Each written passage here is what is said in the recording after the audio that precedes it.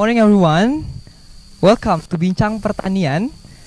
We have a special guest in here, and we have a student from Netherlands who is here for Indonesia to explore a fascinating world about agriculture. Join us to surf into her experiences, insight, and thought on the agricultural landscape, bridging the gap between two diverse cultures. And without any further ado, let's jump into the rich tapestry of agriculture and discovery. But before of that, you might be wondering with who I'm right now. So please, Chloë, to introduce yourself first. Hello, good morning. I'm Chloë. I'm 23 years old. I'm here for my research thesis of my master. Studying in Wageningen.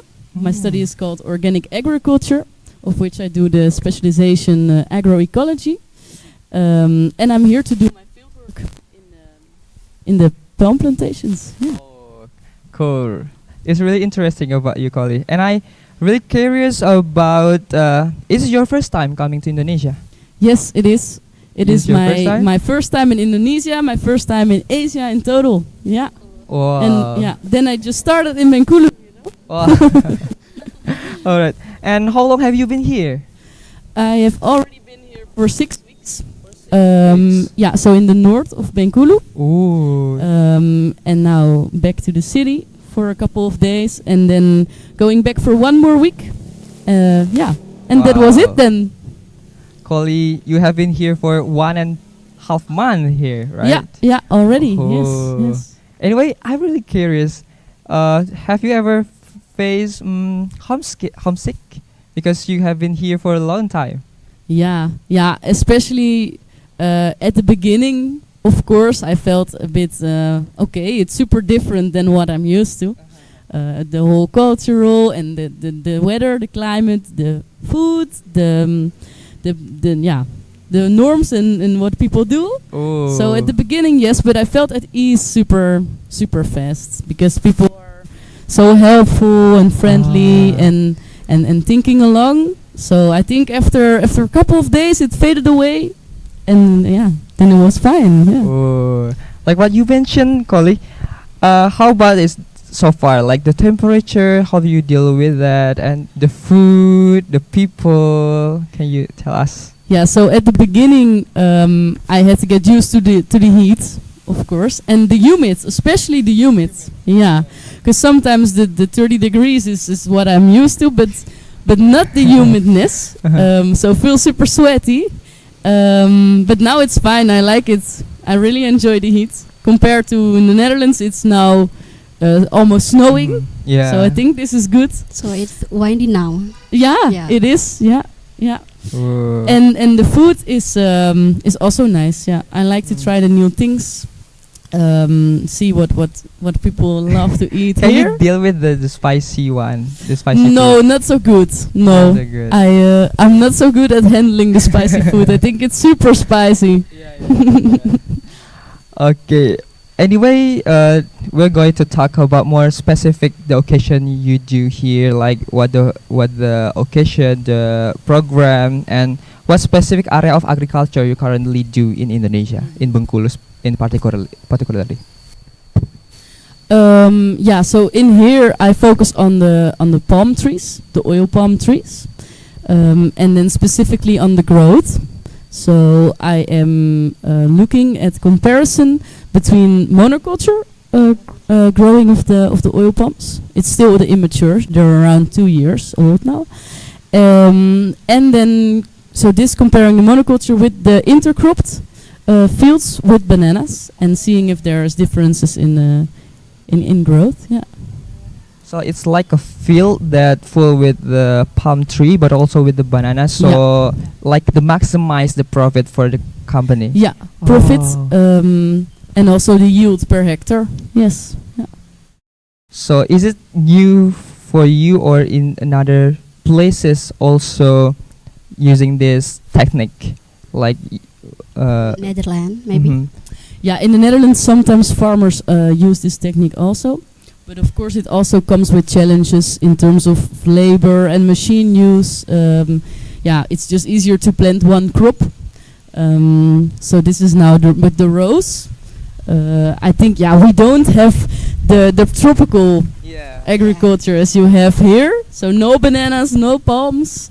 But for example, if you have, we can have strip cropping, yes, with rows of potatoes and then another row of something else, and that's sometimes also in Netherlands. And I know about how agriculture in flowers, right? Flowers, many kind of flowers in there. Also, yes, That's really important sector, right?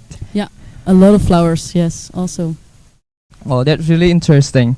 So, what inspired you to choose this kind of study? Because a lot of us must be like intention why I supposed to take it, and what about your intention? I mean the purpose of the background why you did take that. Yes. Well, I'm mostly want to contribute to the part that we have so many people and the world population is even increasing, and that we have to produce food for everyone living, and that we have to change the way we produce our food in order to make sure that everyone can still, or even not now, but can have a lot of sufficient food. So that's, I think, my main goal I want to contribute to. And then now in the smaller parts, focusing more on efficient land use. Efficient land use. Okay. You might go. Okay, after we know your project background, we'll talking about your university. I mean, like in the activities or in the college system. So I will start with the question. As you are a master organic agriculture student at the Wageningen University, could you share with us the information for a student that looking forward to apply the Wageningen University? Just like what are the admission requirements for them if they want to enroll this university? Yeah, I think the most important part is your knowledge background. So you need to have sufficient knowledge about the courses you can follow in the program. Maybe some skills requirements also. But besides that, also your proof of English sufficiency. In what a specific English language for the requirements? You need to make a test to see if your English is sufficient enough to study in Wageningen or another Dutch university. It's the same. Yeah. Okay. Maybe I could. It is like IELTS, maybe. Yeah. Or those the tests. TOEFL. Yes. Okay. Yes, you should. I think if you want to be sure, you better look, of course, at the website. Okay. And then you can see the which tests they approve. But I think there are multiple ways to prove your English sufficiency. Yes. Yeah, because as you know, guys, that Wageningen University is the most worldwide university, I think, in the agriculture. So over 10,000 students over there will speak English as the main language when they are studying.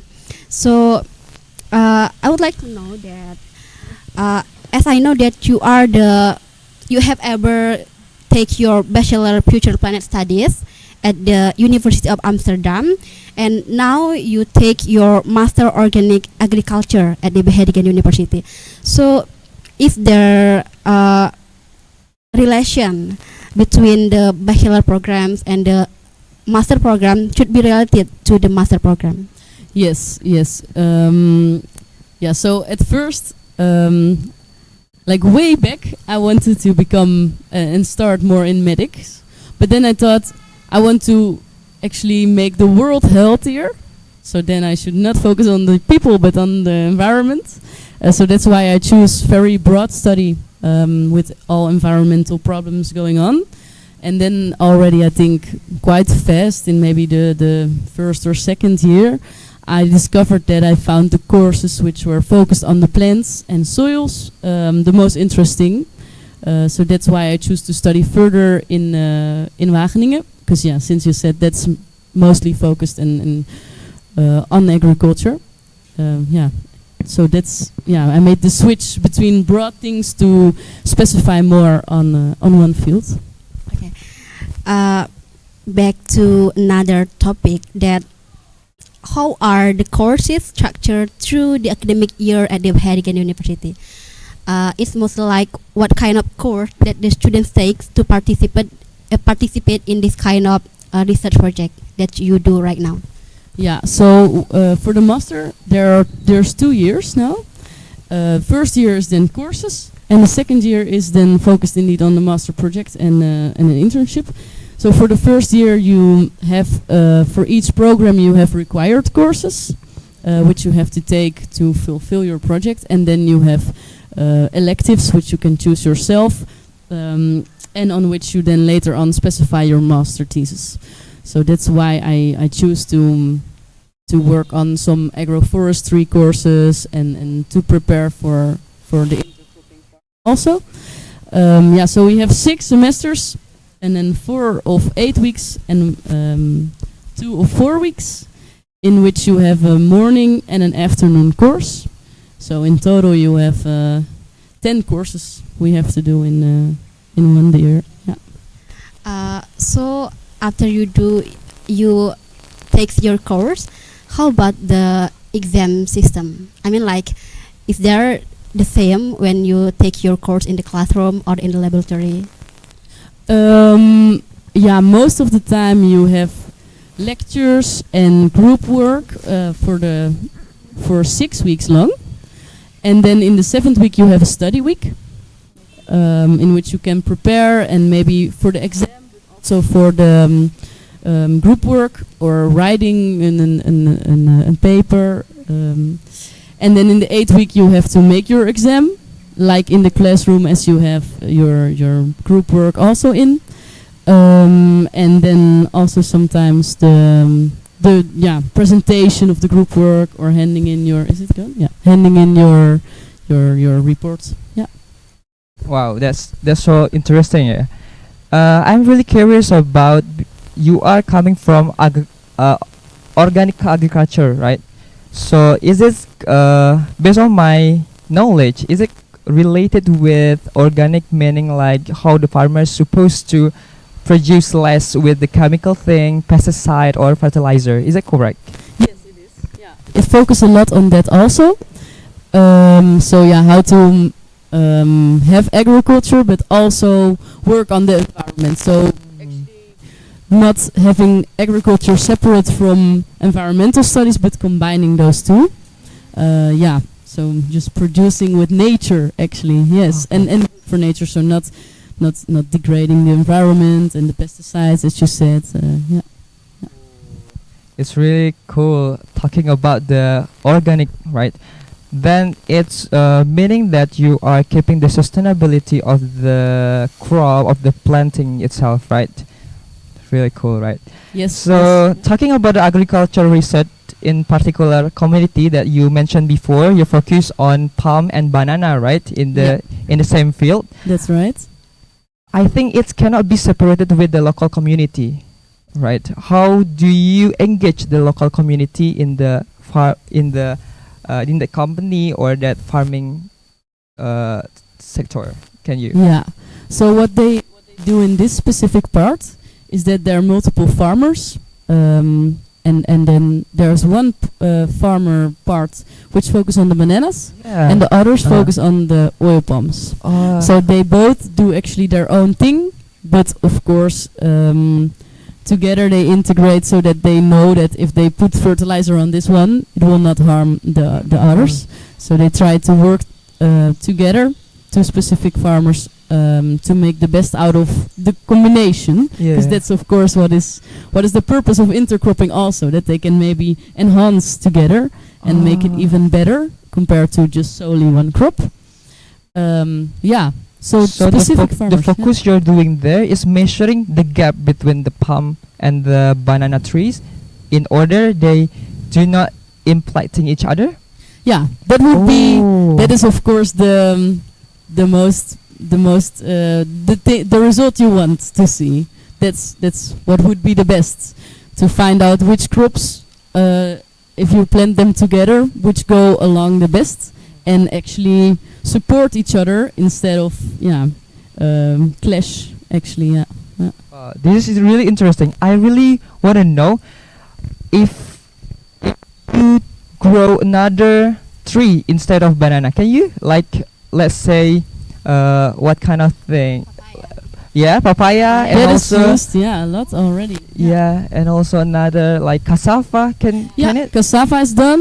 I think groundnut is done a lot.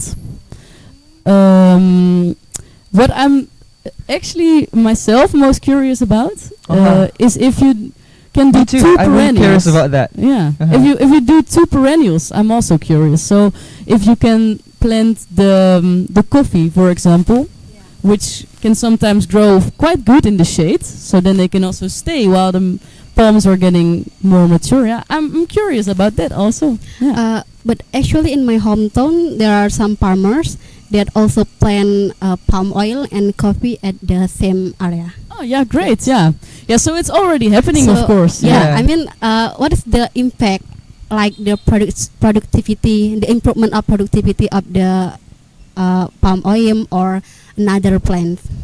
Yeah, that is then of course what research should find out, which are the best, which are the most efficient to plant, but also most efficient for the farmer.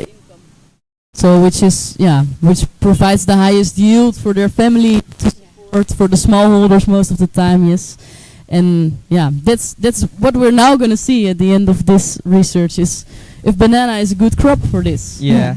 If you combine more than two kind of crops, can it grow properly? Well, I also saw one field there which intercrops the oil palms with the watermelon and the papaya. So they do 3, and I could say just from the eye that the palms look super healthy. The bananas, the papayas were super tasty. That's what I could only and I think, of course, I don't know about the growth specifics. I did not measure that field, but I think it's going great. It looks super Wow. good. Yeah. Speaking of which about that, anyway, because palm tree is high, right? They will say that the crops under that. Yeah.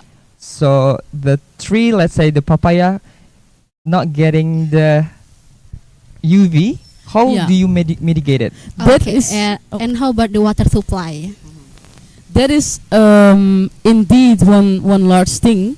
So that is why at the moment the palms are immature. So they're still growing, I think, large, around 2 meter, 3 meters.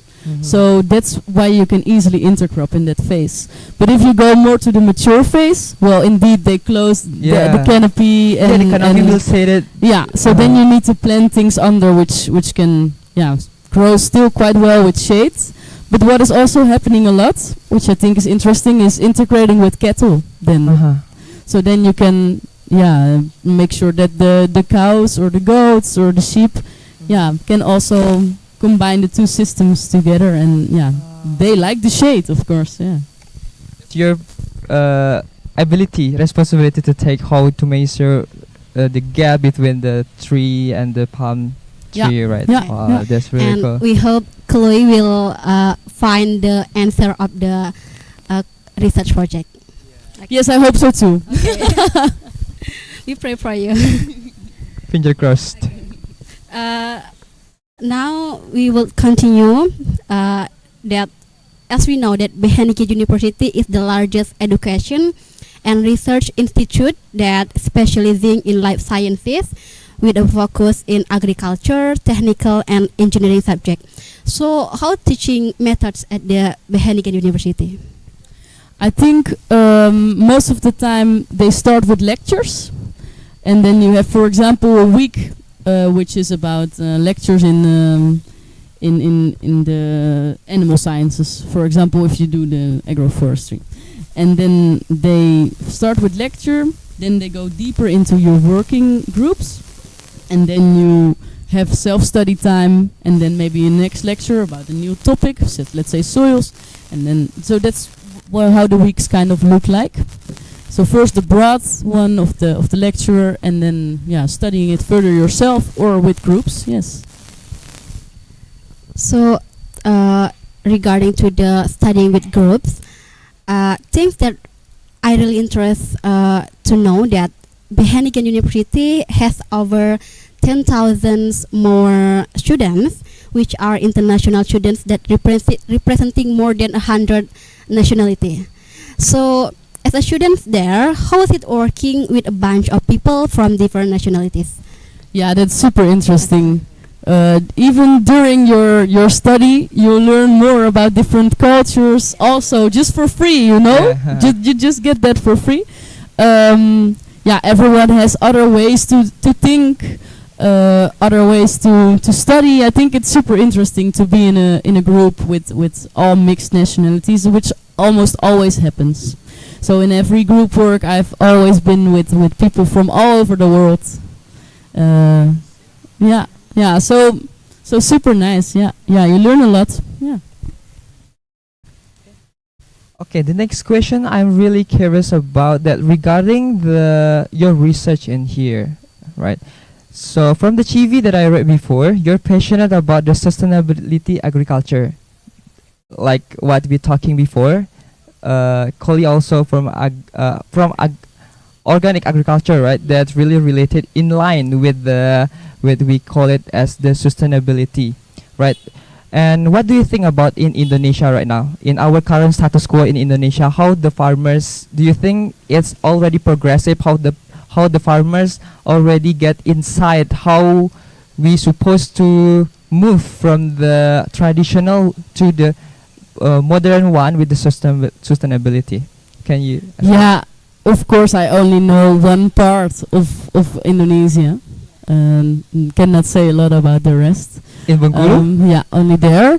I know that the farmers get sometimes then the workshops for how to integrate the best, how to work with that, which species to choose, how to do with water, irrigation, and your money, of course, financially is super important. So they get a lot of trainings about that, and then they can decide what to work with, what to focus on. I think that when I attended this training, and I saw that the farmers were super interested.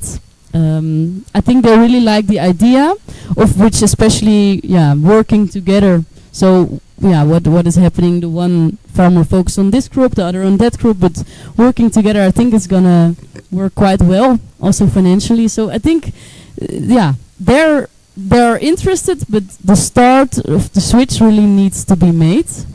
What do you think?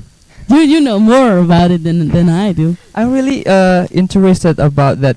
Like, if we promoting the sustainability, it means bad. I think for the company, like fertilizer company, right? Like the farmers will use that less than before. Yeah. What do you think? Is that make a new conflict thing? If I say the worst scenario of that, they will not happy for that, right? Yeah, of course. There are always people who will maybe have less work, but there's also on the other way more work to do in then the other field. So I think it still creates jobs, but on another way. And there's if this continues, then a whole change in the system needs to be made. So it's gonna be a lot of changing jobs in specific fields. If fertilizer will be focused on more efficiently, so not over fertilizing, then yes, there are less bots. But on the other hand, maybe more yield and more things to do on the land. So then, I would say also creates jobs there. So I see there needs to be switches made to change this whole thing. So I see it as you need to change the full system. You cannot change only one thing. Then it will be a disaster for some for some especially for fertilizer company or pesticides or So I can conclude it like it's better for our earth, like for our environment, how the farmer will use less fertilizer and it will our nature be better than before, right? What do you think about that? Yeah, Is I that think correct opinion? I think we should be more efficient. So now it is a lot about just doing and seeing that it grows, but maybe you could less, with around half of the amount, you could already have the same results. So I think those trade-offs needs to be made. Of course, fertilizing something can super help with, because still we need to feed the world population, so we need to have higher yields. So I'm not really against that in total, but more the efficiency, I would say. Efficiency. Talking about the efficiency, is that will be affected to the production? Because more fertilizer somehow will make more produce, like, you know. Yeah, so there's then the optimal way, the most optimal point, and it is a lot of times going over that optimal point. So if you stop there, then you use less, but you still have the highest yield you could have on the field. To your internship. So, how about the internship program at the Wageningen University? Just like for the students looking to apply the internship, what program, what kind of preparation they need to do? Yeah, for the internship, it is a lot about what you want yourself. So you have to do it with a thesis group again, same as now. I'm doing my thesis in a focus group of Wageningen, and with the internship that will be the same. So you have one supervisor from a focus group, but then you can So it's super free for you. So you can do it in a company, and then work there, focus on a problem maybe they have, and make sure that you can solve something or look out for something for them. But it can also be related to the university, but then not. So then it's more on the experience and real life than on the writing the proposal and your master thesis. Like it's a different experience, yes. For you, what place that you will take for the internship? Yeah, it's hard. I'm now, for me now is the moment which has come to think about it. I think I will want to focus on a company. And is it in Netherlands? Yes, in the Netherlands, yes. And then more on the whole supply chain. So on a broad way, where to intervene, what are the best moments to focus on, where can you get the most results from. I think that's interesting, but which company, I have to think about that still. I made a list, and I think I will want to contact around maybe after Christmas, I think.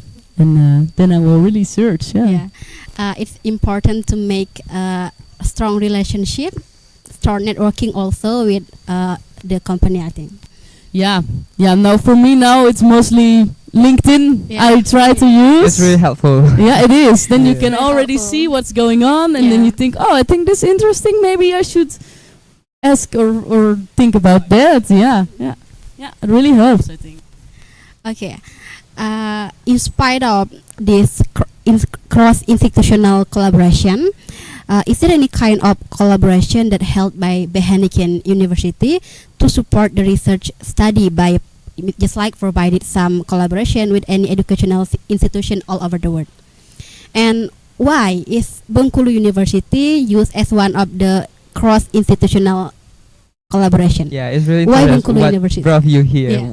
Well, my supervisor, she is in the palm oil growth and I would not say industry, but for a long time already. And she also goes to Bengkulu since there's a lot of oil palm just produced here. Yeah. And that's how she came to this university. There's also a student from her a couple of years ago, Yanda, and he did do the master internship, the master program also with her, and he studied here. So I think that's how it started, because he is now also busy with the intercropping, so he's intervened in the projects. So I think that's how we came to this university. Yeah, and in general, I think that's how it goes. Yeah, people find Wageningen, they see, okay, this is a nice place to study. I have this in my home university, and then you can do collaborations, because most of the international students, they want to have more knowledge about the agriculture, so maybe come to Wageningen, but still are especially a lot of passionate about their home country and wanting to improve it there. So I think that's how the collaborations then start, bringing your knowledge back home. Talking about that, what challenge have you faced, like you staying in here for a long time? What the challenges have you faced in conducting agriculture research in a new environment? Well, that's a nice one, because at the moment the rain is not a lot. So the rain, the precipitation is maybe not say problem, but at first I wanted to also see differences in treatments, which you have the intercrops and the monocultures with and without fertilizer. But that we could not do yet, because fertilizing without a lot of rain will maybe not go super efficient into the soil. So that is, for example, a thing which we have to change in the research. Yeah. Because of environmental circumstances you cannot control. Yeah.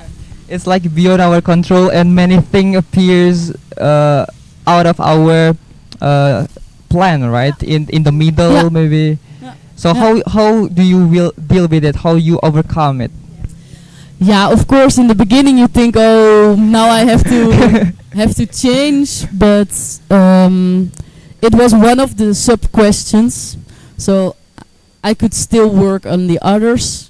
Still had a lot, and then I talked with my supervisor. Together, we talk about, okay, maybe there's then another thing we can do. So we now focused on another measurement to have still more data, not the thing we wanted.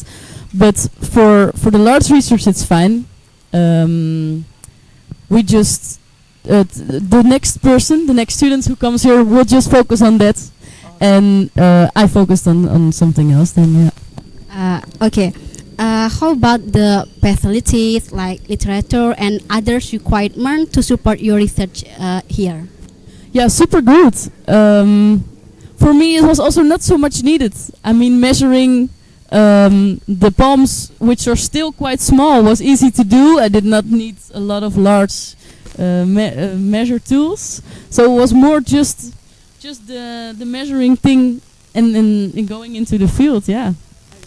And we borrowed the spot meter for the chlorophyll from the university also. So that is what we also needed. So yeah. Super. That's again with the collaboration. Went super fast and easy. Yeah.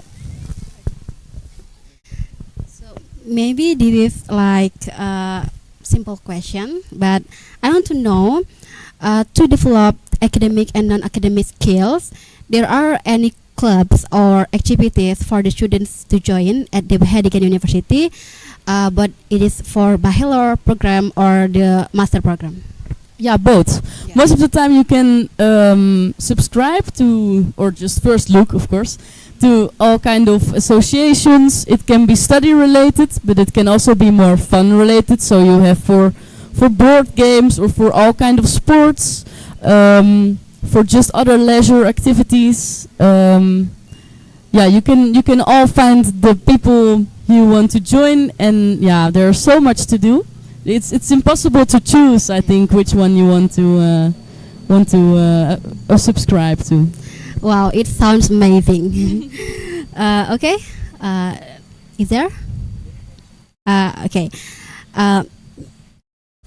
For me, last but not least, as a student who has experienced campus life at Wageningen University at the first hand, what advice would you give to prospective students who are considering pursuing their studies at the Wageningen University? Yeah, good one. I think at first, the English is important. You should focus on that. If you want to go abroad, you cannot do it without having a sufficient English. So it is important to focus on that. Besides that, I think it's super good experience to go outside and explore different cultures, because it's not only the Netherlands then, but as we talked about, you get so many other cultures. So it's just culture in a different culture. So maybe it can be shocking also. So don't be afraid. I think Dutch people can be more direct, yes, but everyone is super helpful, especially students, and really like to welcome you in and learn new things about the environment. And also since there are so many students from also Indonesia in Wageningen, I heard about things that they cook together and do things together. So you still have your own country within another. So I think that's a nice thing to know if you're considering. Wow, that's so amazing, guys. Yeah. I got so many new insight, new knowledge from our conversation, but I think we are running out of time. So Ayu will Okay. close the. Okay, Chloe, thank you for your time Thank you. and I really all the liked, interesting information that you have shared with us. Me and also Fikri know that we have definitely learned a lot, and I'm sure the audience too. So thank you so much. Have a good day and see you next time. Bye bye. Thank you.